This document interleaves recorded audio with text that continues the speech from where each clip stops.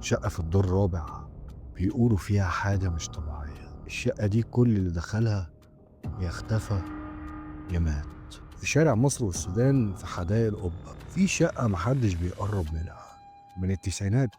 كل اللي سكنها حصل له مصيبة. أول عيلة سكنت فيها اتحرقت وهي نايمة، ومفيش سبب معروف للحريق لحد دلوقتي. بعدها شاب سكن لوحده، وفي أول أسبوع رمى نفسه من البلكونة وهو بيصرخ. الجيران بلغوا الشرطة أكتر من مرة، بيقولوا بيسمعوا صوت ست بتصرخ جوه رغم إن الشقة فاضية تماما. وواحدة من السكان قالت كل ما باب الشقة يتفتح ريحة موت بتطلع، والأنوار بتفصل في العمارة كلها. وناس بتقسم إن الشقة دي فيها حاجة ملعونة. بس السؤال، لو فتحنا الباب النهاردة ودخلنا الشقة يا ترى هنشوف إيه جوه؟